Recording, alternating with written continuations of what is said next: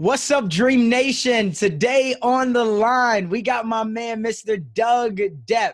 And today we're going to make sure that we inspire like we always do, but we're going to make sure that we give you some strategy, some tactics, and make sure that you leave out of here with a vision. And it's going to be all around real estate today. And I'm excited. You guys know that I'm in real estate. I love it. So when I get another fellow entrepreneur that's in real estate, that's crushing it on every single level, I'm telling you, this is going to be fire. So stay tuned, stay locked in. But let's get right into it. Mr. Doug Depp, you want to do me a favor and say what's up to Dream Nation?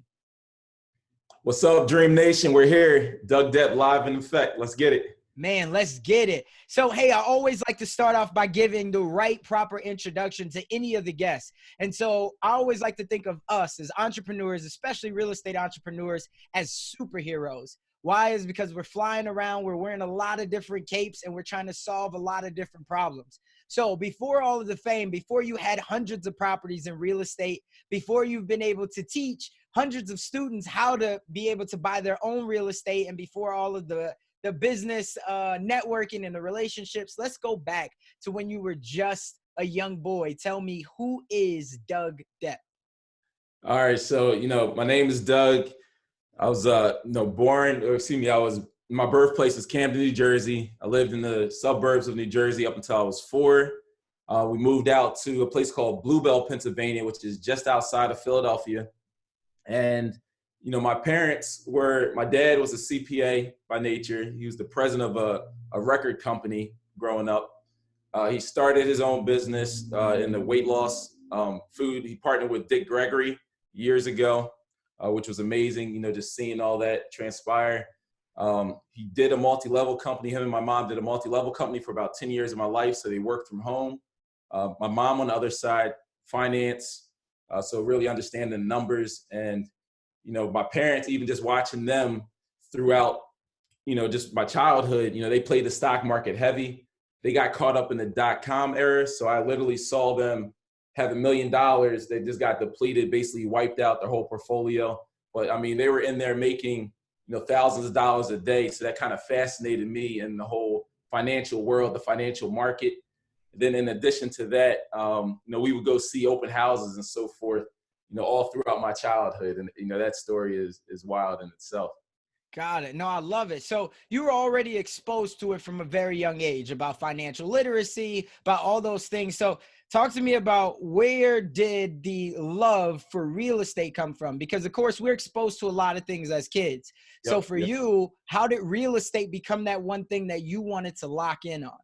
Yeah. So that's a great question. So kind of taking a step back, when I was in, say, 3rd grade or so, my brother was incarcerated. So for every single Sunday, we would actually have to drive to Graterford prison, and we would literally take, food in to give him. I would put money that I would make on my birthdays. I would put that actually on his books. And I mean, it was actually, to a child, it was very traumatizing. I mean, to the point where, I'm getting patted down. I got to stand there while a guard pats me down, empty my pockets. Once that door behind me closes, then I can proceed and go through the next door.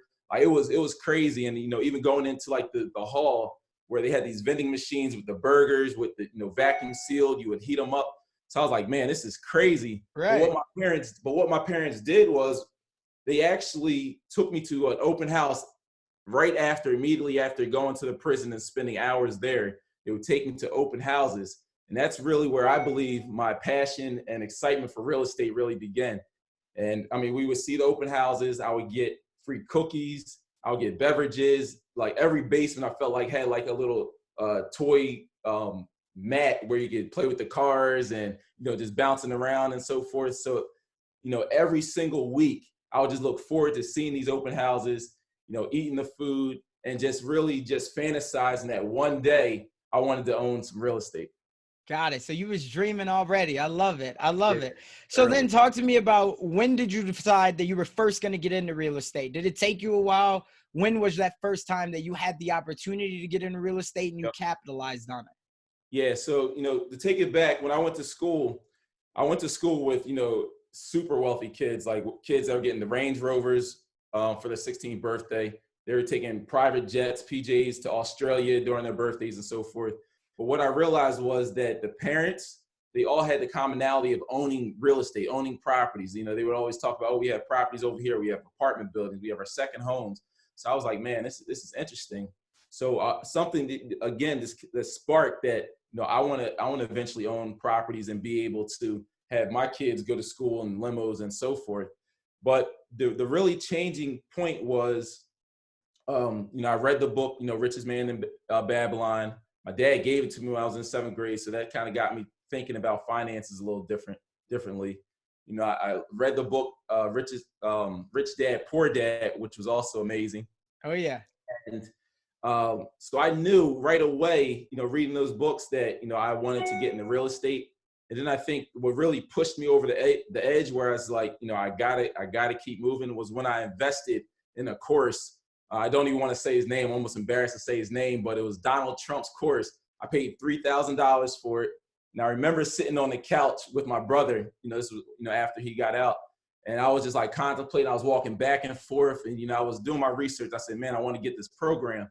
And he's like, well, do you have the money? I said, yeah, I have the money. Well, he's like, if you got it, get it. I said, man, you got to get it. So that when I wrote that check, I mean, that was the biggest check I've written outside of paying my way through school.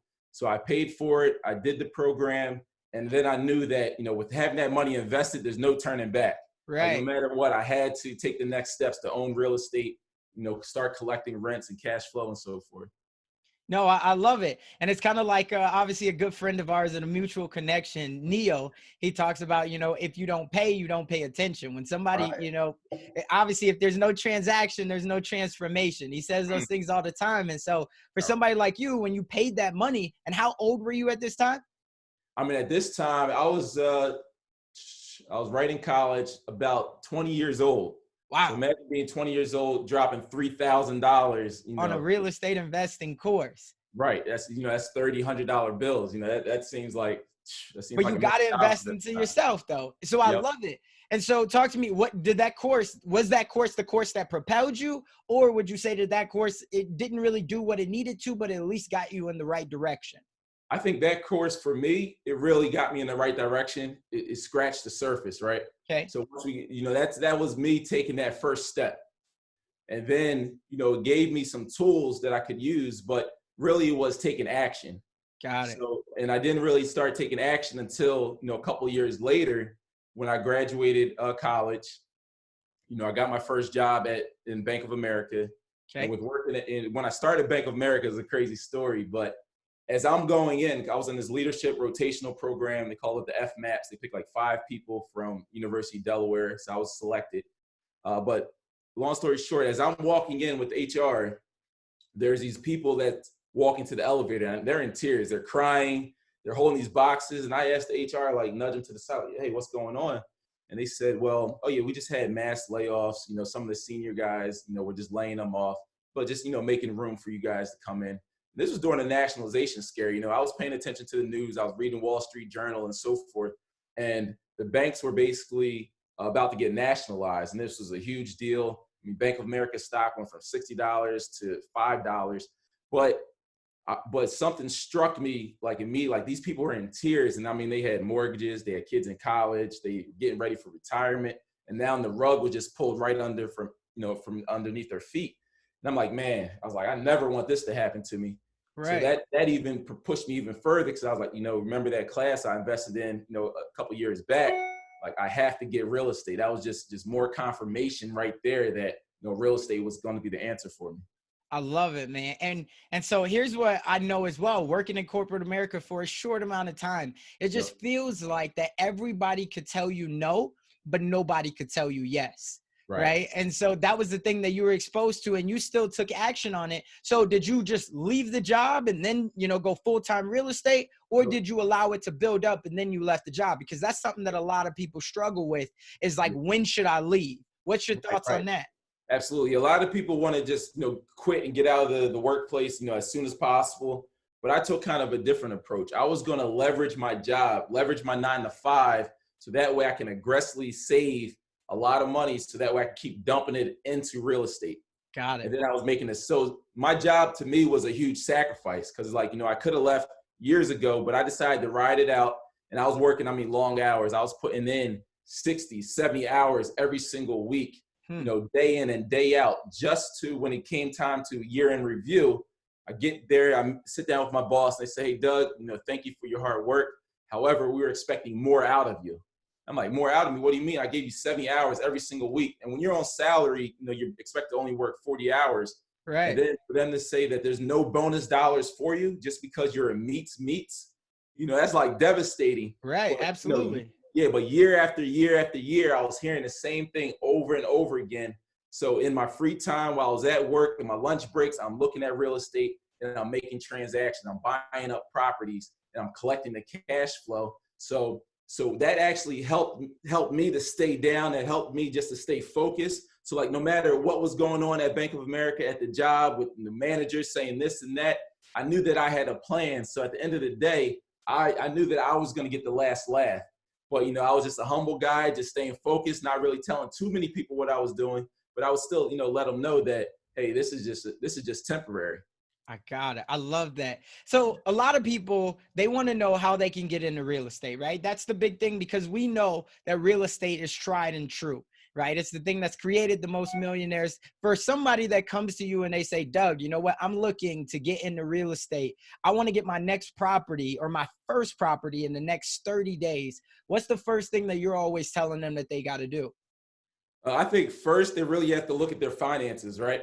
Because so often people just want to go ahead and do investments and such, but they really have to look at their financial picture, and they have to trim the fat. What I mean by trim the fat is looking at their expenses. Where is your money going? Is there any way to save or to eliminate certain things? Like for instance, some people I know pay $60 a haircut. I pay $8 a haircut. So right there is a small transaction that you could trim a lot of money. Imagine saving $40 per haircut. Most people get 2 every month.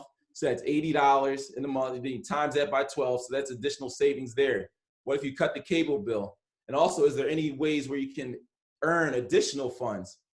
But one way that I would recommend for anyone that doesn't have any property, definitely see about the first time home buyer or just the FHA program, simply because it's not that cash intense, right? You can put down 3.5% and you can acquire up to $800,000 property depending on what area you're in. So if you're working a 9 to 5, you're good with your money, you can put down a small amount of money. You could buy a 1 unit, 2 unit, 3 unit, 4 units. That's basically like a mini apartment building. And what I recommend is cutting your living costs down as close to zero as possible, right? Because when I cut my living costs down, then that allowed for more money to invest in. When you look at someone's financial picture, the majority of their funds is going to just keeping a roof over their head. So if you can eliminate that large cost and live for free or close to it, then you're in a position where you're going to have an abundance of cash flow. But So you have give me another way, because somebody's listening at this right now and they love it. They're like, yeah, okay, I think I could do that. But right. what's one of those ways that you've taught someone, or you see a lot of people, that they Yep. could cut just 1 or 2 expenses to see that it's possible? Because you said about living with, you're really trying to use your money to keep that roof over your head. What's some Yep. ways that we could cut that down? All right. So one way, if you have a 3-bedroom apartment or house, if one room is open, you can rent that room out, get some extra cash flow coming in, right? The cable bill, most people are switching over to streaming. There's Netflix, there's Hulu, there's so many different platforms, IGTV, there's other sources to entertain yourself. And really, truthfully, I would just recommend cutting cable completely. I don't even have cable to this I don't day. either. I love Right. it. So it's something where, people are spending hours watching TV shows. I mean, hours. They'll go home, they'll work, and they'll watch 3 to 5 hours worth of TV. So imagine if you cut that cable bill completely, so there's no 3 to 5 hours of TV that you could watch, and you focused in and you locked in on, if it's real estate, if it's whatever your passion is that you want to learn, you can really devote that time into building your business, building your knowledge, getting that information, because information is key. Information changes the situation. So now the more Absolutely. information you have, now you're able to elevate faster than just sitting down watching the TV and getting sold by commercial after commercial after commercial hitting you on top of the head.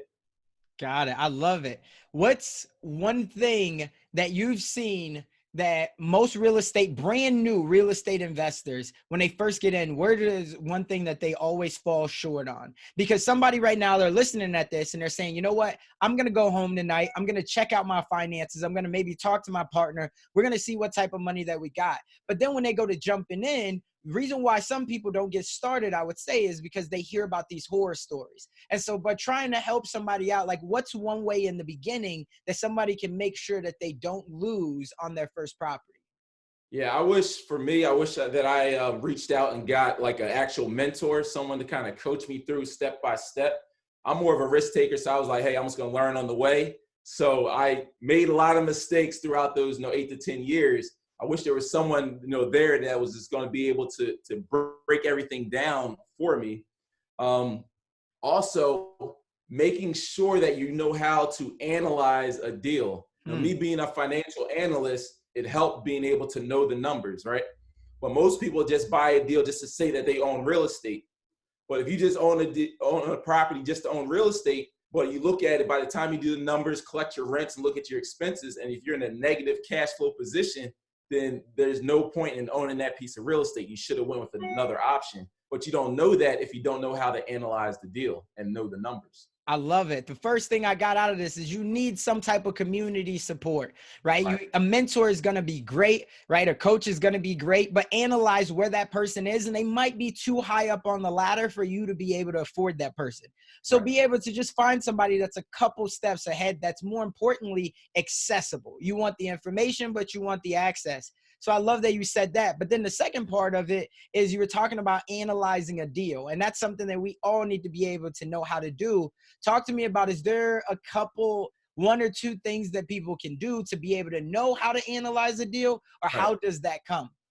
Yeah, so I put together a whole deal analytical calculator, but one of the key strategies in how I invest now, and just to kind of take a step back, I'm looking for undervalued assets that I rehab, I rent them out, I get nice rents because I fix these properties up high end. And then I just go ahead and refinance. So I basically put a new mortgage on the property to get rid of my short-term financing, put a new mortgage on the property, and then I keep doing that process over and over again. So when it comes to analyzing a deal, I use something called the 65% rule. So the 65% rule, that's a rule that keeps me safe when it comes to looking at a deal.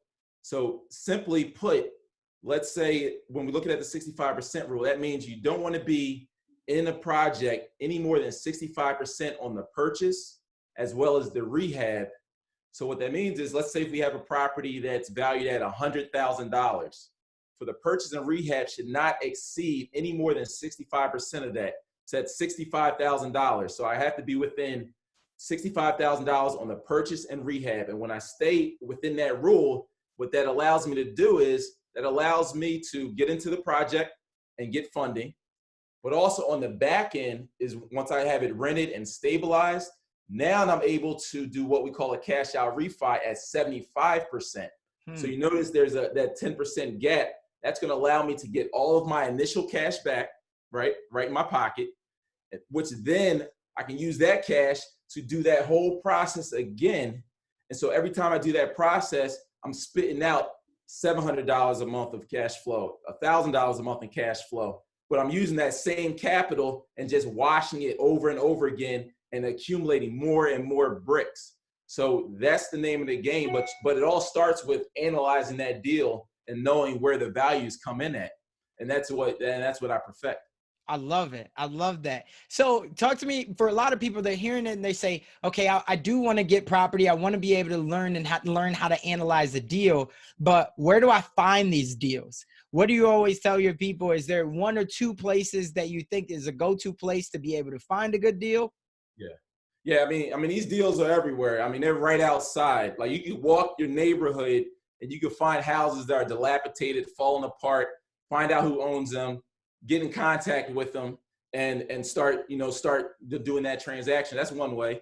But right on the MLS, and that's the multiple listing source service, where you can go on Zillow.com, Redfin.com. You network with different realtors, people selling deals.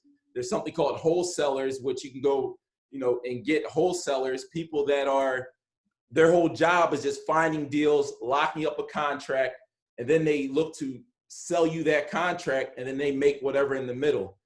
So, you want to network with all these wholesalers, and you just constantly want to get on as many mailing lists as possible and just have people flowing you deal after deal after deal. Because, I have, if you look at my email box, I'm getting like 40 to 50 deals, if not more, every single day. And I'm looking at these deals every single day.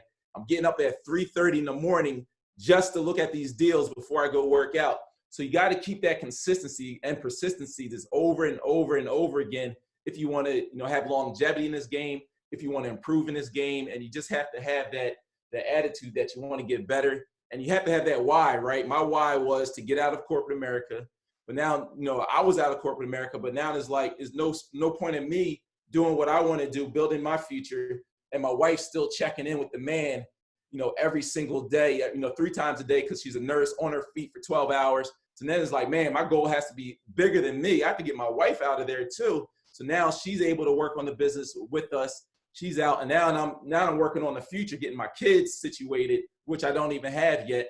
But it's just, you have to keep that why, you have to keep that hunger so you can keep going, keep adding properties each and every day. And all it's going to do is provide that freedom and mobility. So that's really what I'm excited about, just having more freedom, more mobility, and changing the neighborhoods, right? I mean, we're going into these dilapidated houses. We're making them pristine, immaculate. We're putting families in. And I mean, these families are getting the keys and they're ecstatic. They want to stay forever. So it's just a win-win all the way around. I love that. Absolutely. Real estate changes everything, and it's so beautiful for the economy. Talk to me about, was there ever one property that was an aha moment for you that you was like, yo, I'm never getting out of real estate again? And if so, talk to me about what that deal looked like. Oh, man. So I'm going to tell you the real deal that basically changed my life forever, right? Yeah. So early on, when I bought my first collection of properties, I was putting 20% down, and I was collecting a nice return on that 20% down. I was receiving a return on my money anywhere between 55 to 85% return, which I thought was fantastic. Oh yeah. So but the only problem was, while working at the job, if you buy something for $100,000, you got to put 20% down. That's $20,000, boom, out the door. So I was only limiting myself to 2 or 3 deals a year because I'm spending, $60,000 a year on just buying investment properties. But the one property that changed my mind was when I said, you know what, I came to Philadelphia and I said, I want to buy one of these shells. The people, I keep hearing so much about shells. I want to buy a shell. I want to fix it up. And what is the shell for people that don't know and that's not from Philadelphia? So people that don't know, basically a shell is a house that is basically just, you got the brick walls and that's it. Or something you have to completely rip everything in the inside out and put it back together. Got it. So that's the shell. So I went against my grain. I paid $25,000 for a shell, and this is just straight cash. And the contractor at the time was like, hey man, the budget's going to be $75,000, but I recommend just do this whole deal cash. Don't even worry about the banks. Just use cash. And I was looking at my account. I had the cash available. So I went in, bought the house cash. We got title insurance, of course, but then I was paying for the construction to get done. And I mean, these guys came and they blitzed through the rehab, they blitzed through the demo. That's when they took all the plaster off the walls. They took all the interior walls out the property, basically a full gut is what we call it. I mean, this house was terrible. The roof was caving in. The first floor was just in the basement. So it was terrible. We had to redo the whole front wall. So with that property, I outlaid, a massive amounts of cash in the construction because these guys are rolling. They're hyping me up. They're like, man, all we need is just some more funds. We're going to run through this project. So before you know it, I'm like 75 grand in, and all I have is just the property framed up. But then things started slowing down. They started slowing down bad. Like, I was in that project for a total of 2 years, and I was hearing all type of excuses. I mean, it was so-and-so's birthday. It was the Pope was in town. It was Big Tank weekend. I'm like, who the heck is Big Tank? And what does he have to do with my project? Right. You feel me?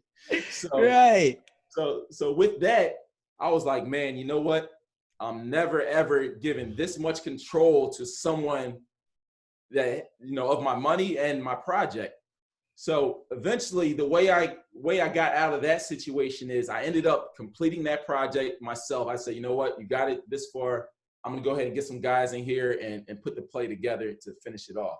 So thankfully, the contractor did give me a check back later on once I got it complete. But the beautiful thing about real estate, even though you think that it's a loss, I mean, during that 2 years, I'm like, man, like, this is crazy. Like, what am I going to do? And I had to find other ways to go about getting funding. And that's when I started developing my credit card strategies, my balance transfer strategies, my business credit strategies. But in real estate, you never really lose. And what I mean by that is, even after all that I went through for 2 years, I took the property to the bank. They appraised it for $150,000. I got my 100 grand right back. So I got to the table and the bank gave me a check and I was able to put that 100 grand back in my pocket. Like, what type of education are you able to go through and get that money right back? Yes, it did take 2 years. And what I lost was the opportunity cost, right? Could grand at least buying 3-4 more properties doing my old style of investing. But I was thankful because that was the cost of my education. Got it. Man, that's beautiful. And I've had so many deals like that as well, where it's looked like that on the front end, you're going to lose a lot, right? Because there's so many things that are always the unknown, but the fact that you went through it, that's amazing. I love it. Now talk to me about, you said that in the beginning, you were using a lot of your own money. Right. Yep. Now, the big thing nowadays, especially when people, for those who don't know, kind of what the strategies that you're describing, which is something that I do heavily as well. And it's how I got started, was on the BRRRR strategy. Right. And it's a lot less money that you have to come out of pocket, and basically you're financing on the back end. But talk to me about when you started looking for private money or hard money or business credit, like, how did you develop that strategy? Was there somewhere that, like, you're like, man, I'm so glad that I found this company? Or how does someone look at a private money lender or a hard money lender or even business credit? Yep. Nah, very good, very good. So I've always been a big component of credit cards and having access to capital, even when I didn't need it. So I was just spending, I would just have fun on the weekends. That's like, a nugget right there. Having Yeah. access to the capital even when you don't need it, because especially like the time that we're going through right now, where it looks like everything's being shut down, do you have access to the capital if you need it? So I just hope that people take heed of that. That's major. That's major. So you know, think of 100 grand just tied up over here. So I had to, luckily I was able to build up these credit cards and so forth. So I'm sitting on the couch one day and I get this balance transfer check, you know, right in my mail. For those that don't know what a balance transfer check is, this is a blank check that's coming from your credit card company. And the intention of having a balance transfer is, let's say we got Chase, we got Bank of America, and Bank of America wants to win Chase's customers, want to pull them over to Bank of America and put their loans with Bank of America because they're going to get interest, right? So one way that they do this is they'll send the Chase customers these balance transfers, say, hey, transfer your balance at 0% interest for 18 months, right? So what they expect you to do is you write the check out, you put the money in your account, and then you go ahead and pay off your Chase card. So now you have no interest for those 18 months, but then after the 18 months hits, now you're paying those 14%, 20%, 25% of interest to Bank of America. So now Chase lost that customer, lost that balance, but that's what a balance transfer is. And I worked in the banking industry, so I know this stuff. Like, I was in the credit card division. I was on the controller team, the risk management, risk mitigation, all back office finance stuff. But with that balance transfer, I was like, you know what? One day I want to purchase a property using these balance transfer checks. So that was one of my creative ways of purchasing a property out in Coatesville. I picked it up for $27,000. So I wrote a check for $30,000 from the balance transfer. I dropped it in my account. And then the rehab was very light. It was like, I think about $20,000. So I had another balance transfer check, wrote that into my account. In 2 to 3 days, that money was there. And that's what I used to fix up the property. So now I got the property rented. And then I say, you know what? There's a local bank right here in Coatesville Savings Bank. Let me bring them this property. I have the tenant. I'm renting it out Section 8. So they say, hey, Doug, it's a great deal. Property's worth $80,000. So they were able to cut me a check. I think it was for like 65 grand or so. He cut me a check back. I paid off the balance transfers, but then I had a surplus of cash. I had an extra $18,000, $20,000 in cash, which I then was able to use that to open up a bed bug business. a pest control company. So Yeah. now I got the truck, got the logo, the website. I put my brother who was on the couch, I put him into a manager position where he's fighting bed bugs for me while I'm working the 9 to 5 and owning real estate. So I was able to do all of that with those balance transfer checks, OPM, other people's money, right? Right. So with doing that, then I said, man, I got this bed bug company. Why don't I take that business plan to the bank, and I got a business line of credit through the bed bug company. Got it. Now I was sitting with thousands of dollars there, which was just more money I could just dump back into real estate and run the whole place. That was really like my true introduction, besides, that Philly rental where I had the $100,000 tied up, where I was like, oh, okay, this is how it works. So things started to click. Even without me even hearing all this terminology, bird strategy, I was like, hey, this is a way to use other people's money, Right. get the property situated. As before I knew about the 65% rule, I just did my numbers like, hey, my goal is just get my money back. Right. Like, Right. oh, Right. you want to give me my money back and then some? So then it's like, oh, I see how this works. So that's when the aha moment kicked in. And I was like, man, that's the play. Now I love it. And there's somebody listening at this right now that they're like, man, I'm about to look into business credit, balance transfer checks. But what's one of the lessons that you learned with doing that? Because obviously with every good, there's a bad, right? So talk about, what's a lesson that somebody needs to learn? Because if we get out there and they're like, yo, I tried this balance transfer, and then all of a sudden they lost 40 grand on the deal, they're going to come back and they're going to be like, where Doug at? Right. So what's one thing on that? One thing is know your values, right? Know where the value of that property that you're looking to purchase is going to be once you fix it up. And then staying at that 65% rule is going to keep you safe, because there's lenders out there that'll cash you out at 75 to 80%. So that's going to give you enough cushion if things go wrong, right? So worst case scenario, you get all your money back. But even, take it another worst case scenario, even if you don't get all your money back, you might leave $5,000 in the deal, but that might still be equate to 2% down in the deal. Right. And remember, I came in this game paying 20% down in the deal, so now I have all this extra cushion to, even if things don't go as I please, I'm still in a good position to own real estate, and I know I'm going to get that money back right through the cash flow. But the beautiful thing is, if you are able to position it to get all your money back, now you're playing with house money. And what's the return on house money? Infinite. Because before, I was excited about getting that 75% return on my money. You look at the bank, you put your money in the savings account, you get a 1% return, if that. I mean, now you probably only get 0.00002% with the way the economy's going. But, getting the 80% double-digit return on your money, that's like huge. So even putting 20% down and still getting that return is crazy. My break even back then when I was investing was 1.2 years. I was getting all my money back. And then after that, it was just free money coming in. But now I was able to shorten that down even more and able to get all of my initial cash back within 3 months. Right. And then I figured out, hey, it doesn't even have to be my cash. It could be cash coming from somebody else, OPM, through the business cards, the balance transfers, and so forth. So now I'm like, man, I can keep getting infinite returns, because it's not my money I'm getting a return on. It's somebody else's money that I'm getting returned on. Man, I love it. And so for somebody, again, that's listening, understand that even if you're going to go buy your primary home, whatever you're going to buy, you're always going to have to leverage other people's money. If you're doing your primary home and you're doing a 3.5% down, understand that other 96.5%, you're still leveraging OPM. So if you can leverage the front side and leverage the back side, you're winning all day. And just like you said, if you know your numbers and you know your value, it's very hard for you to lose. But another key point that I love that you brought up, and this is something I tell people all the time, let's say that you don't get all of your money back out of the deal. Right? If you had to go buy a regular conventional property with a conventional loan, you're in for 20 to 25%, like you said. Let's say you only still got to keep $5,000 in the deal. That might only be 2 to 3%. Right? So, man, that's so clutch that you said that, and I love it.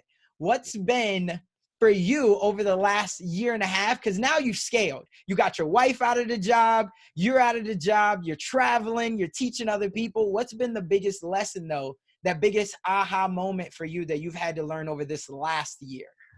Yeah, I mean, I think the biggest was delegation, right? Delegating. So basically being comfortable letting other people handle different areas of the business. I mean, for about 7 years of the business, I was doing everything. You know, I was running the wire, I was doing plumbing, I was doing the maintenance, I was, you know, showing tenants properties, I was collecting rent. You know, I was doing it all. And Yeah. there's nothing within real estate that I can't do, right?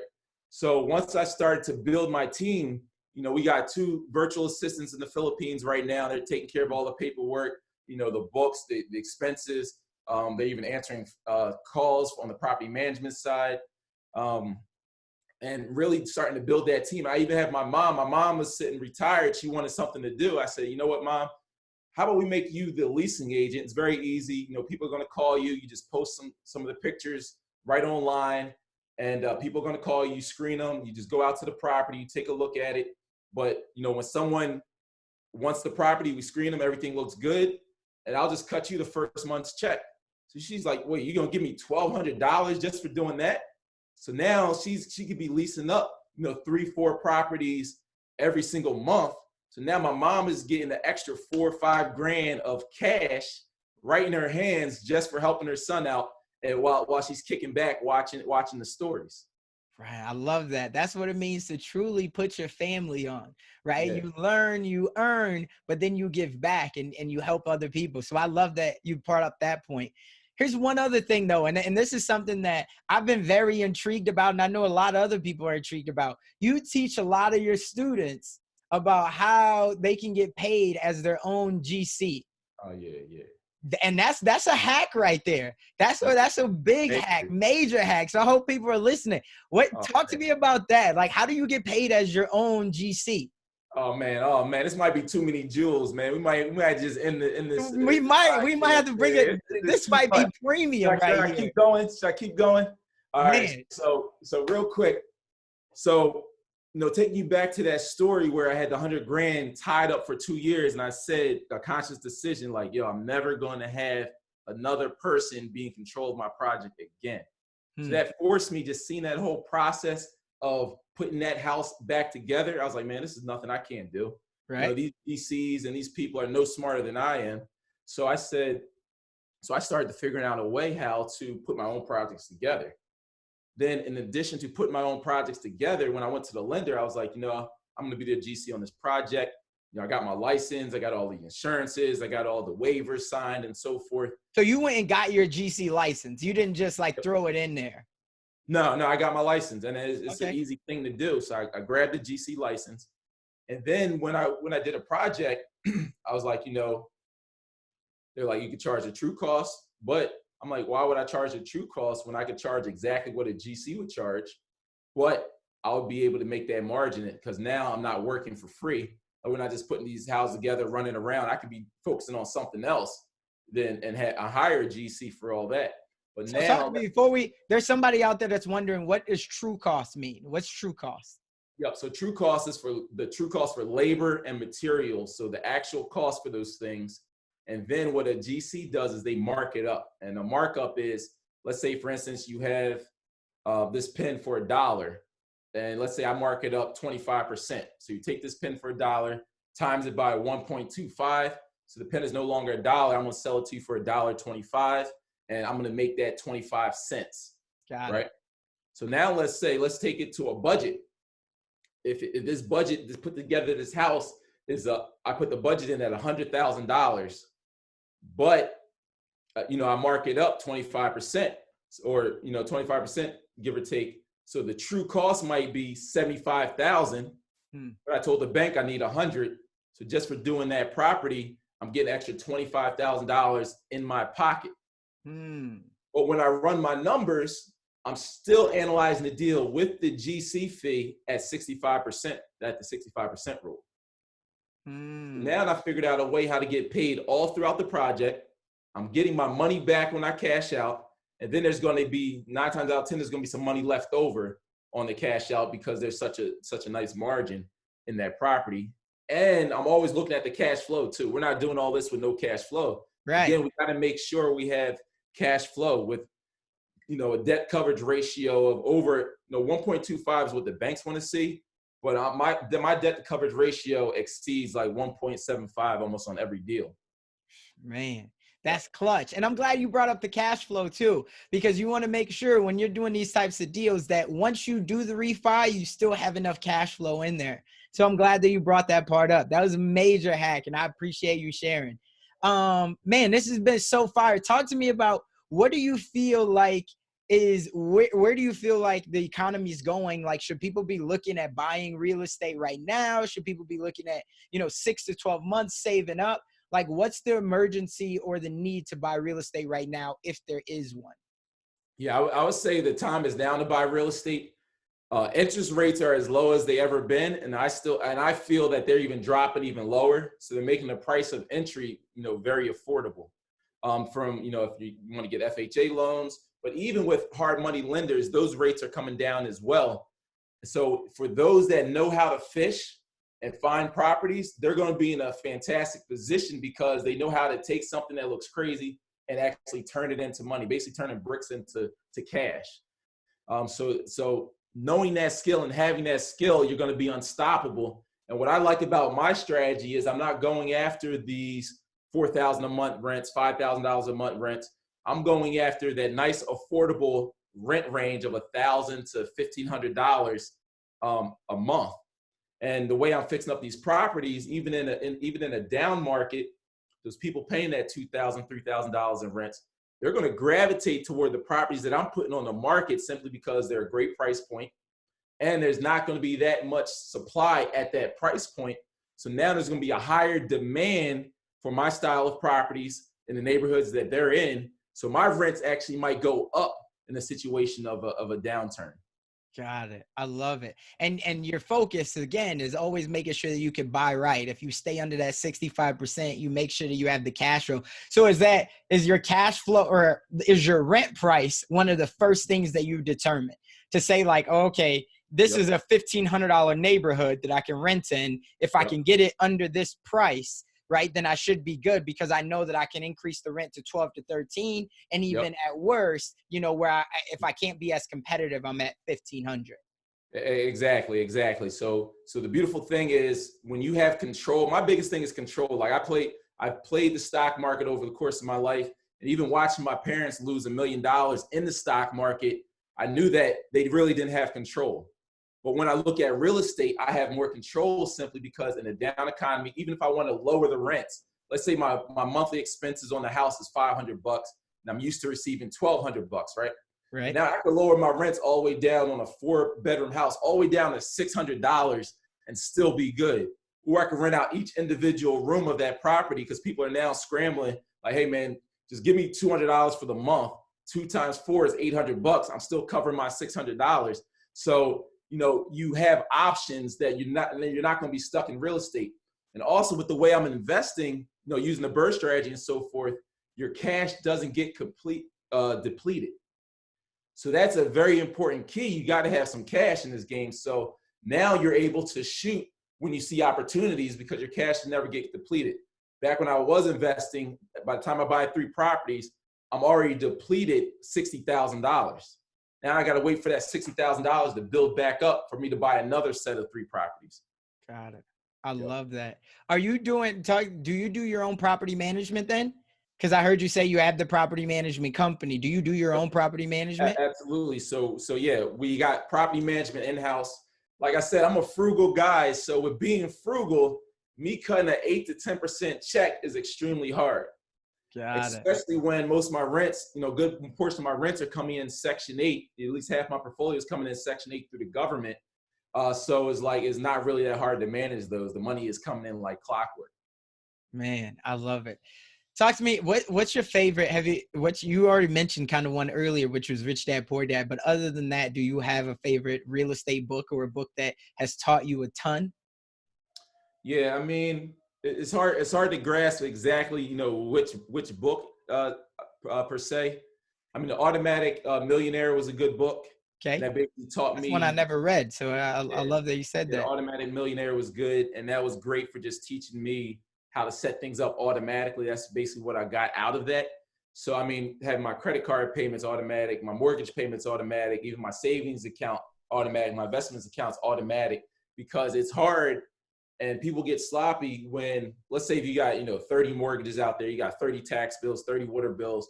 If I have to sit down every single month personally and actually write a check for each one of these, bills, I'll be there for 4 to 8 hours a day, just writing bills and doing all this foolishness, where when You could have been analyzing deals. yeah, right. I could be analyzing deals, exactly, or pay a VA to do that now. So it's just a situation, and the virtual assistant is $3 an hour. So you get 2 virtual assistants for $6 an hour. So it's just crazy how you could just leverage your time in a way where you'd be more productive and pass that off to other things. And I'm actually thinking about having a VA just analyze deals, because like I said, I'm getting 50 to 100 deals a day. Hey, here's all the deals, run it through my calculator and spit back the ones that make sense. I love it, man. What's one thing that you wish you would have known sooner that you know now when it comes to investing or just running a profitable business? So say that one more time. Let me just make What's sure. What's one thing that you wish you would have learned sooner that you know now that just goes to real estate investing or even just running a profitable business? Absolutely. I say one thing, I already touched on the delegation. Building your relationships, your financial relationships, right? Okay. So you have to be able to pick up the phone and say, hey, John, I have a deal. It needs to get funded. We're going to close I got to close in a week and a half. Like, for instance, I bought 2 deals back to back. It was an apartment building and one of the properties that I fixed up and my parents live in. But I had to close like immediately. So I went to my guy, Ken Weinstein with Jumpstart Germantown. I ran to his office and said, hey, Ken, I need funding for this deal. So he's a private money, hard money lender. Yeah, he's like private money, hard money lender within the neighborhood of Germantown, Mount area section of Philadelphia. So I ran to him. I said, yo, Ken, we've got to get this deal done. It's a great deal. The ARV is, $375. The purchase price is $125. I can get the deal done for $60,000 of construction, but we got to pull the trigger. He's all right, send me all the numbers. And long story short, we were able to close that deal in a week and a half. But having those relationships is very important, especially in this business. I mean, it's a relationship business at the end of the day. You have to be somebody that's likable. You have to be able to communicate with people. You have to be able to negotiate with people. So negotiations is amazing, how much money you can save simply by saying, hey, was that your best price? I need to get that number down. There's going to be a lot of repeat business. And you have to share with people that work for you the dream, right? It's not just one house. So you're not going to get rich off of me with this one house. You're going to get rich off of me by doing multiple deals, multiple properties. I'm going to keep you busy. I'm going to keep your guys busy. I'm going to keep food on your table in a way. So you just got to sell that vision. And now you're able to get people to work for you and move for you in different kind of ways that are going to be advantageous for you as well as them. So it's a win-win situation. Man, there it is right there. That's what I was hoping to get into, was the relationships part. Everybody who knows me knows that I'm all about it. And that's how Doug and I was able to get on this call together, is because of a mutual relationship. And man, I just hope that people take action off of this. Now, Doug, there's somebody out there that's listening at this, that they're inspired. They're ready to go out there, learn some more about real estate, get their first property under contract, or get their next profitable deal under contract. But they got that little voice in their head. And that little voice in their head says that they're not strong enough, they're not smart enough, maybe they don't have enough resources. What's one thing that you tell that person to get them to just take action? Hey, you got to take action, and it really comes down to confidence, right? So lack of confidence is what's keeping a lot of people back. And what I notice is the more knowledge you have, the more confidence you have. Because a lot of things, it's fear that's the little voice like, hey, you don't know enough, you can't do it. Well, as you start to, one thing is as you start to get small wins, right? And a small win is simply going into the store and asking for a discount and they're saying yes. Going in and waking up this morning is a small win, right? But it's a huge win. But as you start to calculate and look at all the different wins that hit your life, every single minute, now you start to build up your confidence like, hey, I can do it. And then also you have to look at like, where'd you come from? You're here at this point right now, and you've probably had some trials and tribulations through that time, and you're alive, right? You're here today, you're breathing. So what I recommend is, obtaining the knowledge, But knowledge is just not enough. You have to put the action behind the knowledge, and you have to have confidence in yourself that no matter what happens, you're smart enough to figure it out. Hmm. And I had that confidence in myself, and I took those steps, and I just keep taking those steps, even though they were hard. I was tired, they hurt, but I kept moving forward no matter what. And I think that's what propelled me to where I am today by just continuing to move forward. I got the knowledge, I obtained the knowledge, and I was willing to not give up. So if you give up, you're done. If you stop learning, you're done. If you stop changing, you're done. Got it, man. There it is. I hope somebody takes heed to that advice.